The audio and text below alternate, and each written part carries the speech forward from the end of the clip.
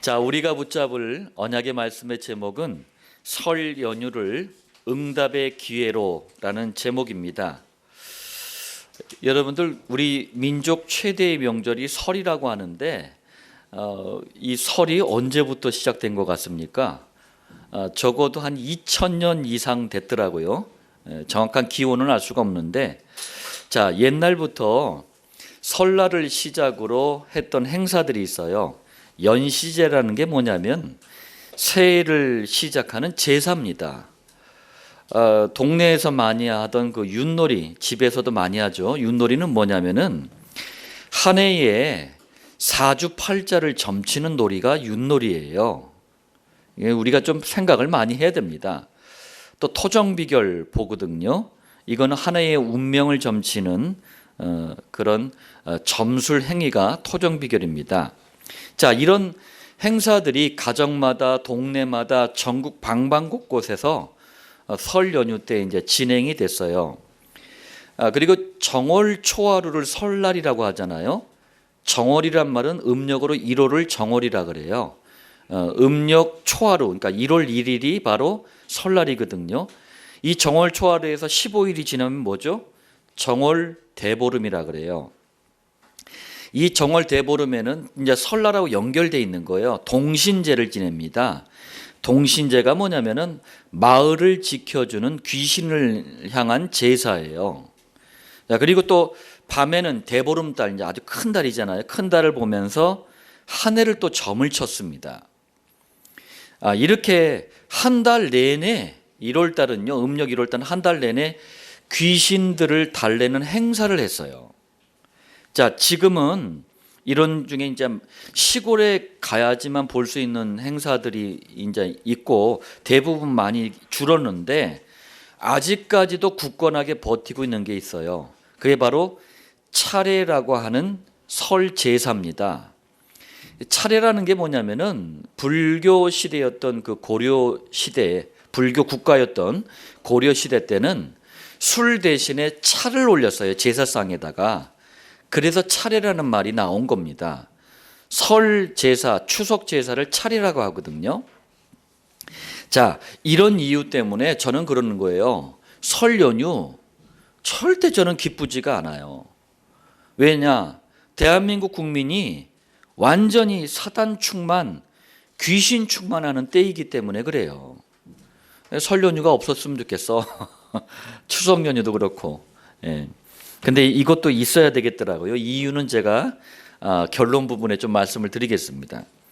자, 설은 첫 번째인데요. 교회를 다니든 안 다니든 상관이 없어요.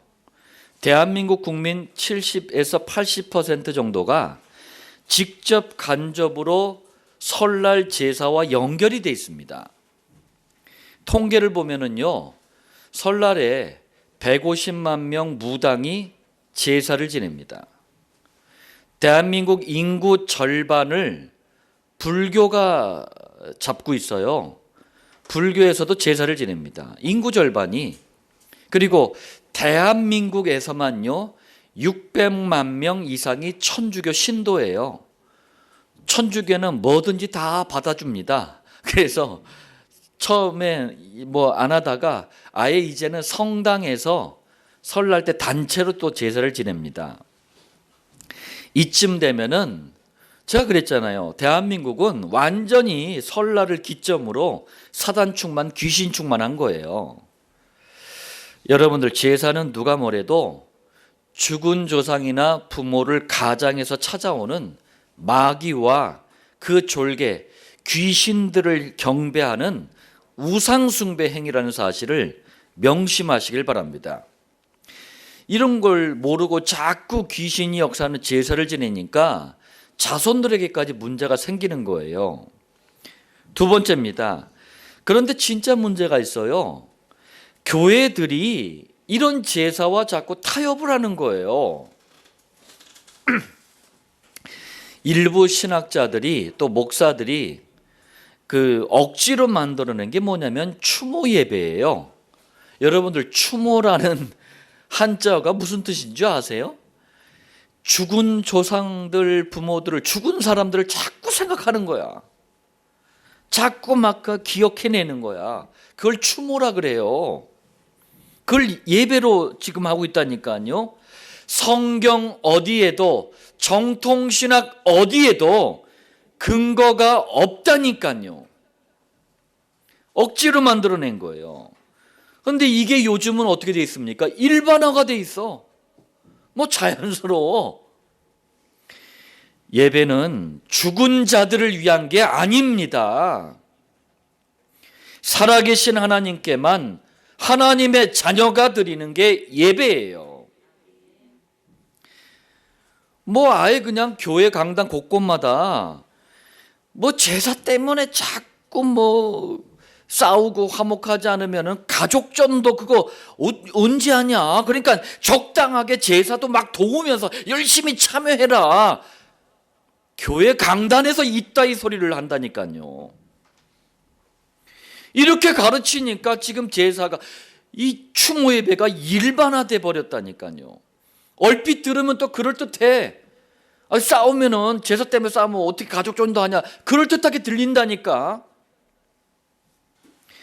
복음을 받고 있는 목장의 어느 집사님도 저한테 울면서 하소연을 하더라고요.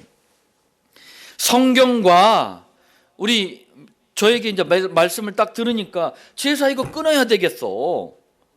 그래가 제사를 끊으려고 하는데 그걸 알고 있는 옆에 교인들이 그러는 거예요. 뭐 너만 교회 다니냐 이러면서, 너만 교회 다니냐, 너만 예수 믿냐 이러면서 뭐 적당히 해야지 말이야. 그냥 왜 그런 거 가지고 이렇게 싸우냐고 그러더래요. 그러나 여러분들, 죽음과 내세가 뭔지, 제사가 가지고 있는 영적인 심각성이 뭔지 모르는 무지에서 나온 인간적인 생각들이에요. 제사로 갈등하기 싫으니까 솔직히 말하자면 제사를 왜 안 지내야 되는지를 몰라. 근데 갈등하기 싫은 거야. 그러면서 불신자처럼 대충 막 제사를 지내. 그러면은요, 죽을 때까지 제사 없앨 수가 없어요. 가족전도 거짓말하지 말라 그래. 어떻게 전도하는지도 모르는데 어떻게 전도를 해? 뭘 전해야 될지도 모르는데 어떻게 전도를 해? 사단과 귀신들이요, 제사를 없애도록 가만 놔두지를 않아요. 오히려 제사로 가정, 가문을요 야금야금 무너뜨립니다. 영적인 실체를 알려주고 싸워야 될 교회들이 입을 닫아버리면은 현장은 소망이 없는 거예요.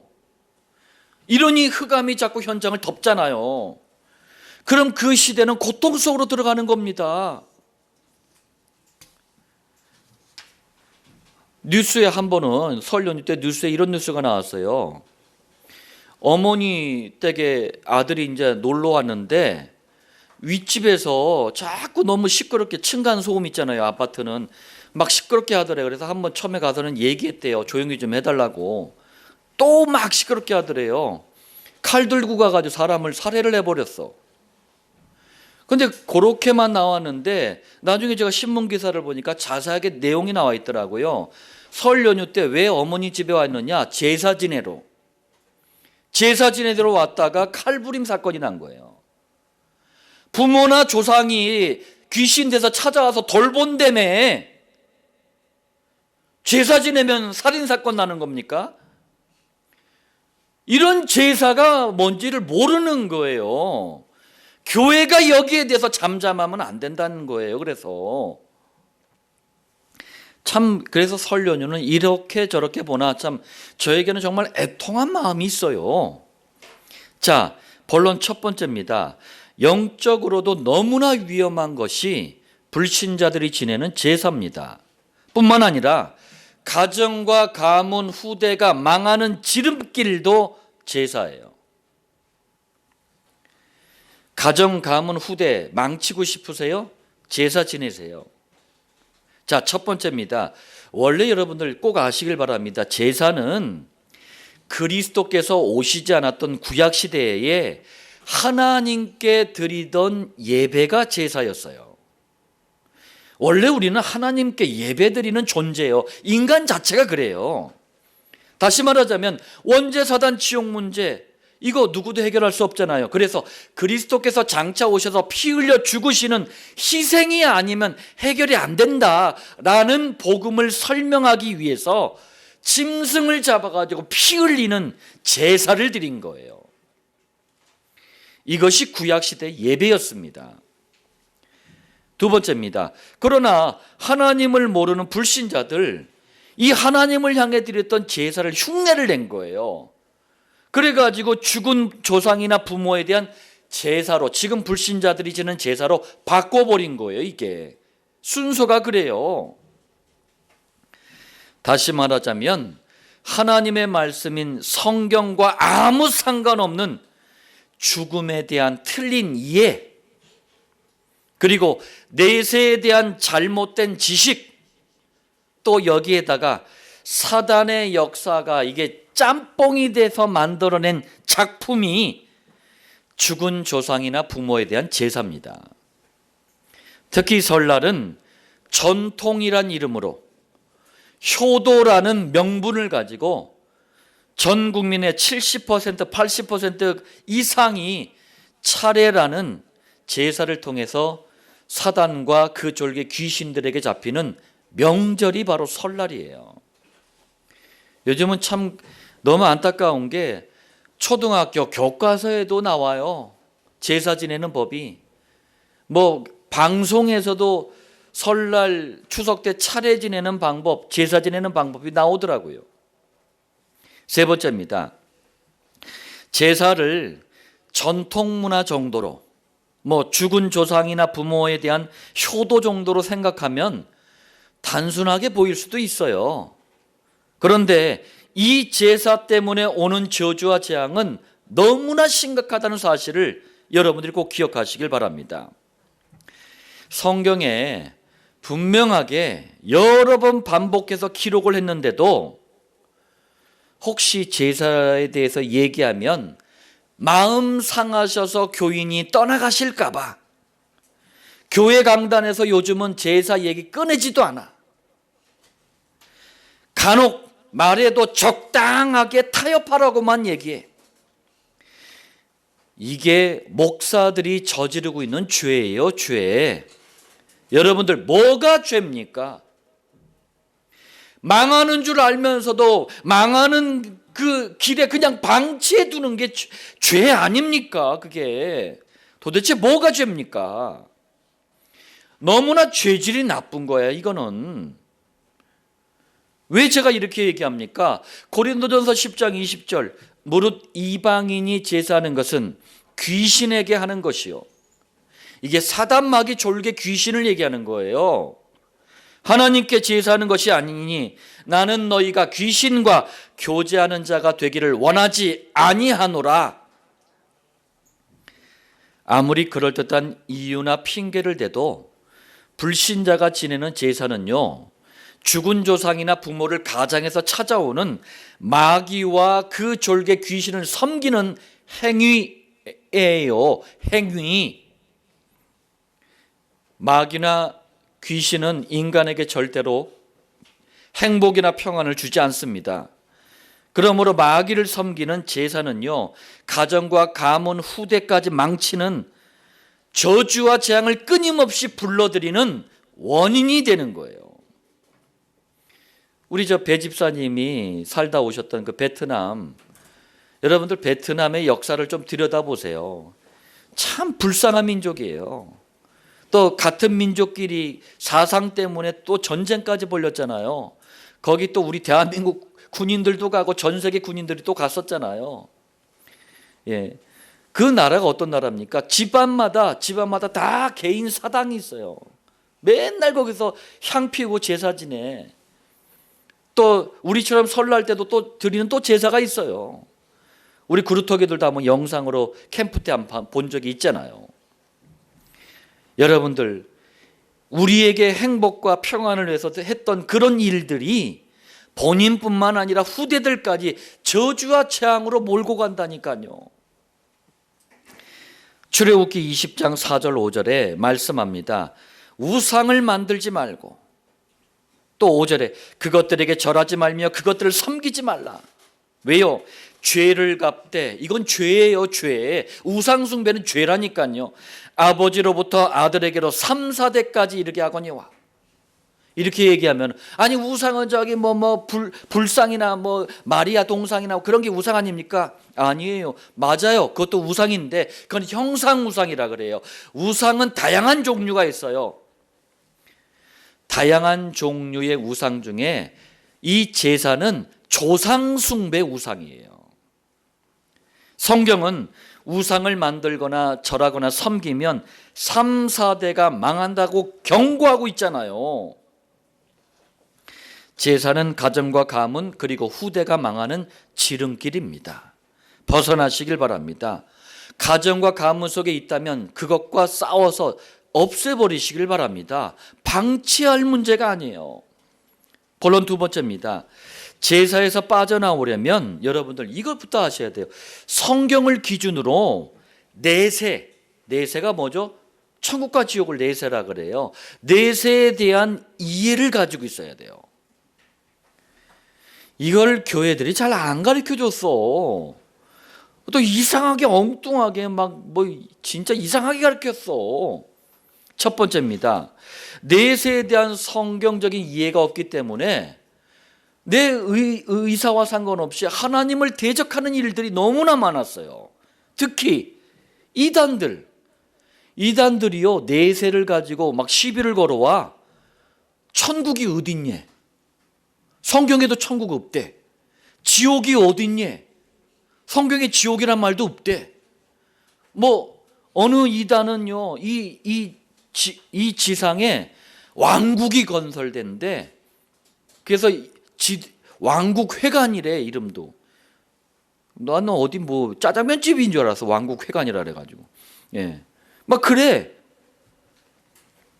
진짜 문제는 교인들 대부분이요 이단들이 말하는 내세에 대해서 들은 적이 없어.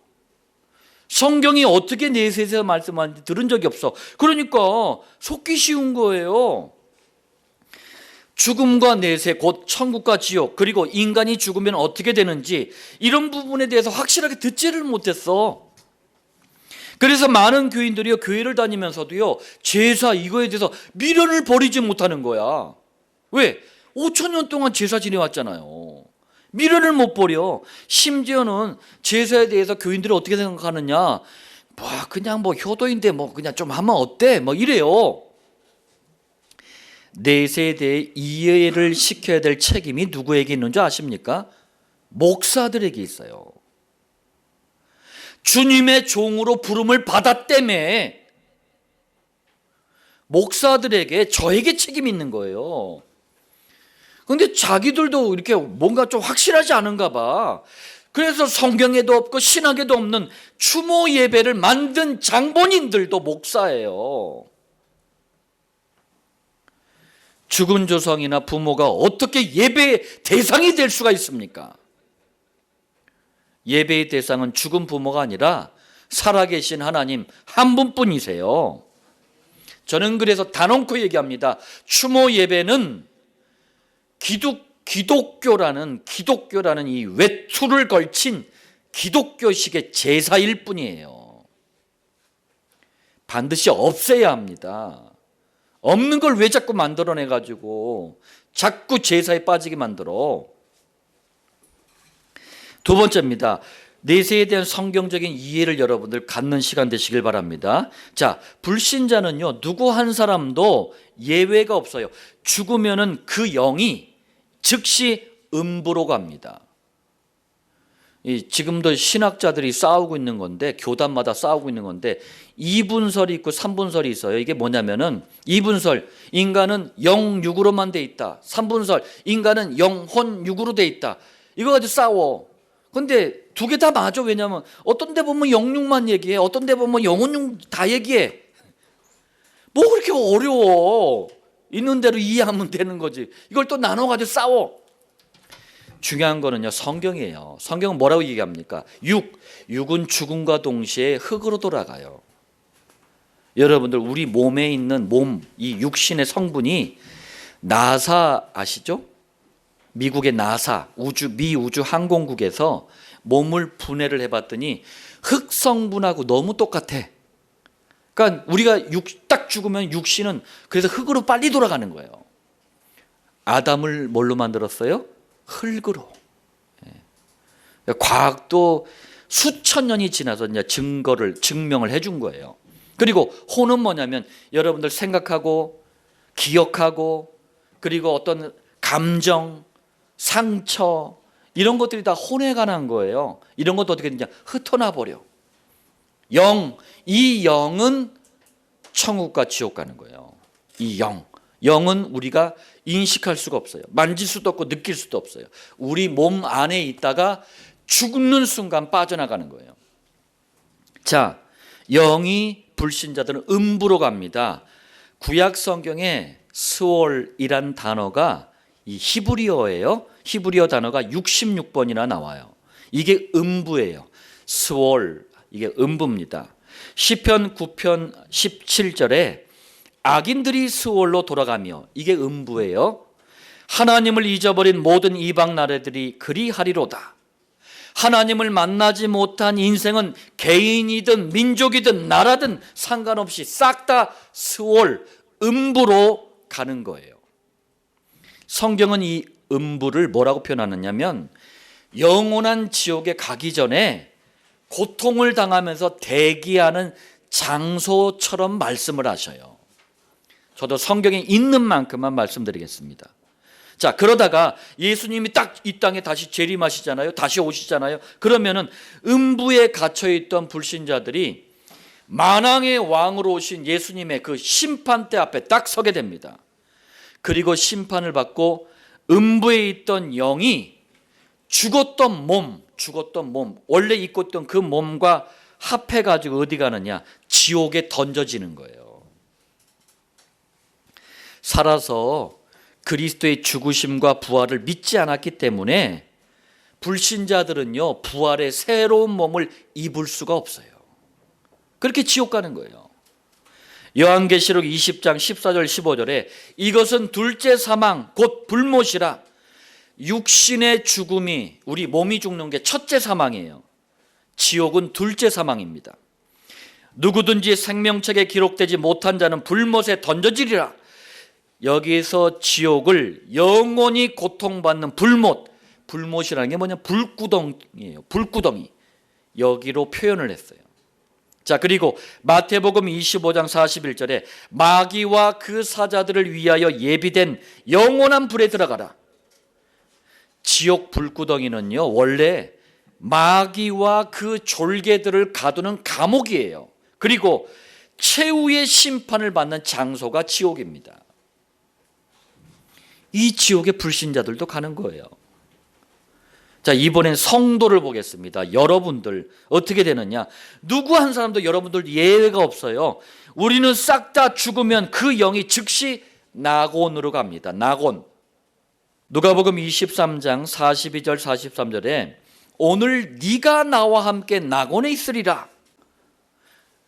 예수님이 그리스도의 일을 하시기 위해서 십자가에 딱 이렇게 못 박히셨잖아요. 그때 왼쪽 오른쪽에 죄인이 두 명이 각 양쪽에 십자가에 똑같이 못 박혀 있었어요. 그 중에 한 죄인이 예수님을 그리스도로 믿고 그 자리에서 영접을 했네. 그때 우리 예수님이 하신 말씀이 이 말씀이에요. 오늘 네가 나와 함께 낙원에 있을 것이다. 성경은 낙원을요, 천국에 가기 전에, 아까는 스월은 지옥에 가기 전이라고 그랬잖아요. 이건 천국에 가기 전에 행복을 누리면서 대기하는 장소처럼 말씀하셔요. 자, 그러다가 예수님이 이 땅에 재림하시면 낙원에 있던 성도들이 이끌려 만왕의 왕이신 예수님의 그 심판대 앞에 서게 됩니다. 그리고 낙원에 있던 영이 새로운 몸과 합해져서 부활의 몸을 입고 천국으로 갑니다. 성도는 살아서 예수가 그리스도라는 사실을 믿고 구주로 영접한 분들 아닙니까? 그래서 우리는 천국 갈 때 새로운 부활의 몸을 입는 거예요. 요한계시록 21장 1절로 2절에 새 하늘과 새 땅이라고 했어요. 이게 바로 천국이에요. 또 2절에는 다르게 표현했습니다. 거룩한 성 새 예루살렘, 이것도 천국이에요. 그런데 이게 어떻게 된다고요? 하나님께로부터 하늘에서 내려오니 이 땅에 여호와의 증인이 얘기하는 것처럼 새로운 지상 왕국이 건설되는 게 아니고 지구와 온 우주는 사라져 버리는 거예요. 그리고 천국이 임하는 거예요. 여러분들 이거 명심하시길 바랍니다. 왜 그럼 지구와 온 우주가 사라질까요? 창세기 3장으로 이미 오염됐기 때문에 그래요. 그래서 창조자 하나님께서 다 사라지게 하는 거예요. 그 진짜 새로운 집을 우리에게 주시는 거예요. 그게 천국이에요. 중요한 사실은요, 이렇게 내세 천국과 지옥의 모든 것도 누가 주관하시느냐? 그리스도께서 주관하시는 거예요. 그래서 우리가 그리스도 하는 겁니다. 요한계시록 1장 18절에 내가, 그리스도께서 말씀하시는 거예요. 세세토록, 세세란 말은 영원히 이런 뜻이에요. 살아있어 사망과 음부의 열쇠를 가졌노니, 지옥은 마귀가 관장하는 게 아니에요. 음부와 지옥의 열쇠를 누가 쥐고 계시는 거예요? 그리스도께서. 이 말씀은 한 영혼이 천국 가느냐 지옥 가느냐, 특히 지옥을 누가 가느냐, 이걸 결정하는 구원의 기준이 그리스도라는 얘기예요. 그리스도는 심판하시는 분이에요. 요한복음 14장 2절에 또 우리 그리스도께서 말씀하십니다. 내가 너희를 위하여 거처라는 게 사는 집을 말하는 거잖아요. 여기서는 우리 성도가 살아야 될 천국을 말하는 거예요. 거처가. 자, 예비하러 가노니 3절 가서 너희를 위하여 거처를 예비하면, 천국을 예비하면 내가 다시 와서 뭡니까? 재림, 너희를 내게로 영접하여 나 있는 곳에 너희도 있게 하리라. 낙원과 천국의 열쇠도 누가 쥐고 계시는 거예요? 그리스도께서. 그리스도는 우리의 구원자이십니다. 자, 본론 세 번째예요. 예수님께서 오늘 본문 누가복음 16장에서 거지 나사로하고 부자 비유를 통해서 지옥의 특징에 대해서 말씀하셨어요. 지옥의 특징. 제가 지금도 기억나는 게 있어요. 초등학교 3학년 때 저희 가족이 불신자였다가 처음으로 교회를 나갔어요. 교회를 나갔는데 그때 텔레비전이 처음 보급이 됐어요. 그것도 흑백 텔레비전. 흑백 텔레비전인데 이렇게 텔레비전 앞에 문이 있어. 문을 이렇게 열고 딱 이렇게 돌려서 틀으면은 TV가 나오는 거였어요. 근데 그때 처음으로 요만한 네모난 상자 안에서 뭐가 막 움직여. 만화 영화를 처음으로 방송을 했어요. 만화 영화. 그때 마루치 아라치 뭐 황금박쥐 해가지고 막 어머나 막 그냥 번쩍번쩍하면서 뭐가 막 움직이네. 너무 신기한 거예요. 근데 그거 하는 날이 언제냐? 꼭 주일날에. 너무 가기 싫어 교회가. 근데 이제 교회에서 뭘 막 줬어요. 그때 오면은 막 먹을 거 주고 막 선물을 많이 줬어. 솔직히 이제 그 재미로 갔어요. 그 재미로 갔는데 여름 성경학교를 하더라고. 여름 성경학교를 하는데 그때 그 전도사님인가 목사님인가 잘 기억이 안 나는데 어떤 분이 딱 말씀을 전하는데 누가복음 16장 가지고 말씀을 전하는 거예요. 말씀을 전하는데 뭐냐면 제가 기억나는 게 있어요. 와, 지옥 살벌하네. 이분이 너무 리얼하게 막 연기를 하는 거예요. 막 자기가 이제 부자처럼 이렇게 분장을 하고 나와가지고 뜨거워 하면서 막 연기를 하는 거예요. 너무 막 이렇게 막 그래가지고 저기 되게 뜨거운가 보다. 가지 말아야 되겠다. 그 생각은 나요. 지금도. 지옥의 특징이 뭐냐면요. 첫 번째 누가복음 16장 23절이에요. 음부에서 고통 중에. 자, 지옥은 그냥 고통이 아니라 영원히 이어지는 고통이에요. 끝이 없고 영원한 형벌을 당하는 곳이에요. 절대 돌이킬 수가 없습니다. 절대 끝나는 날이 없어요. 두 번째 16장 24절 나를 긍휼히 여기사 나사로를 보내어 그 손가락 끝에 물을 찍어 내 혀를 서늘하게 하소서. 지옥은요 물 한 방울의 은혜도 없는 곳이에요. 물 한 방울의 은혜는요 이 땅에 사는 동안만 주어지는 거예요. 그런데 우리는 태어나는 건 선후가 있지만 죽는 건 선후가 없어요. 누가 먼저 죽을지 알 수가 없어. 그러니까 여러분들 이 땅에 사는 동안 빨리 구원받아야 되는 거예요. 죽는 날을 누가 알아요? 세상에서 가장 유명한 점쟁이가 있었어요. 막 정치인들이 막 하는데 정작 자기가 죽는 날은 언제인지 몰라. 다 가짜예요. 우린 죽는 날을 몰라요. 분명한 사실은 우리에게는 언약이 있어요. 하나님이 여러분들을 데려가시는 날이 언제입니까? 이 언약과 상관없는 날 여러분들을 데려가시는 거예요. 그 언약이 성취되는 날 여러분들을 데려가시는 거예요. 그래서 여러분들 7천 목장, 4가지 비전, 5가지 방향 이걸 언약으로 붙잡으라는 얘기는 뭡니까? 그게 120세까지 사시는 비밀이라니까. 무슨 말인지 알아들려지시길 바랍니다.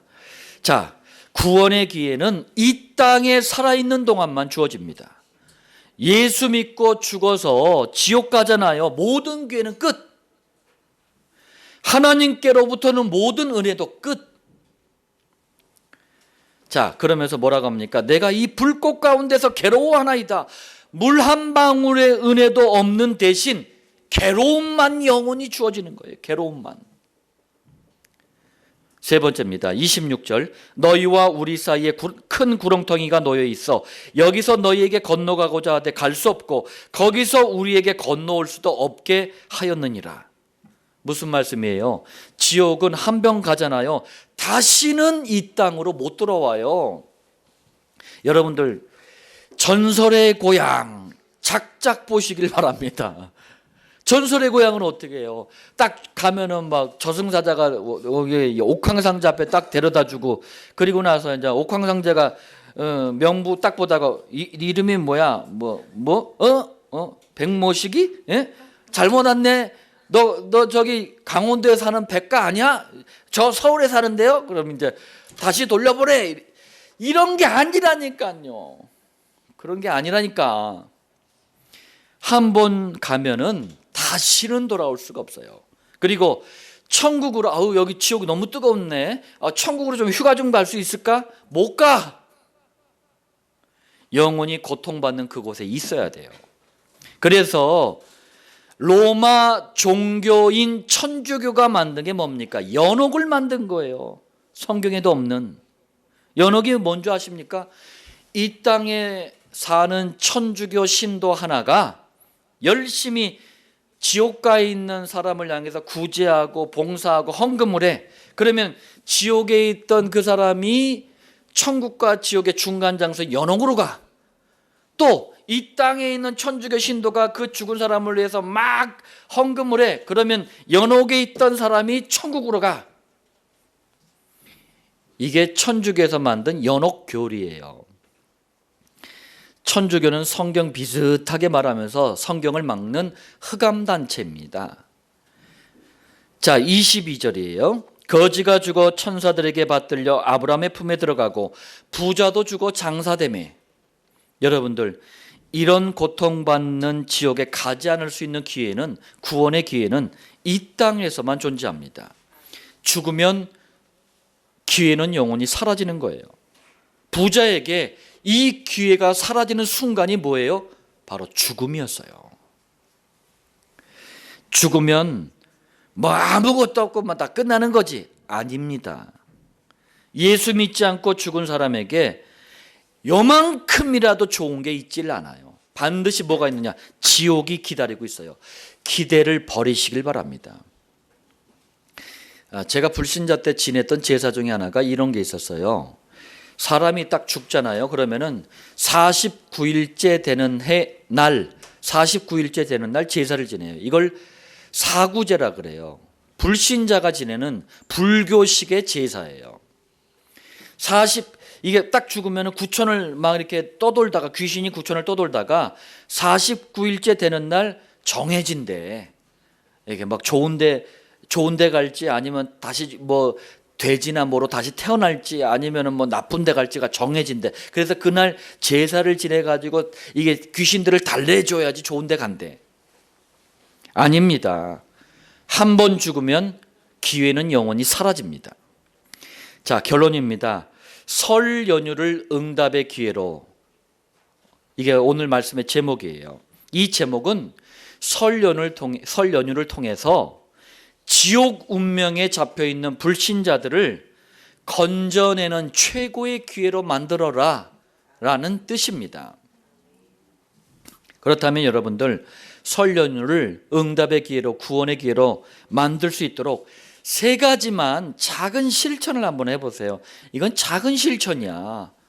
누구나 할 수 있다는 얘기예요. 첫 번째, 결단부터 하세요. 어떤 결단을 말하는 겁니까? 이번 설 연휴 땐 제사와 싸워서 제사를 반드시 끝내겠다.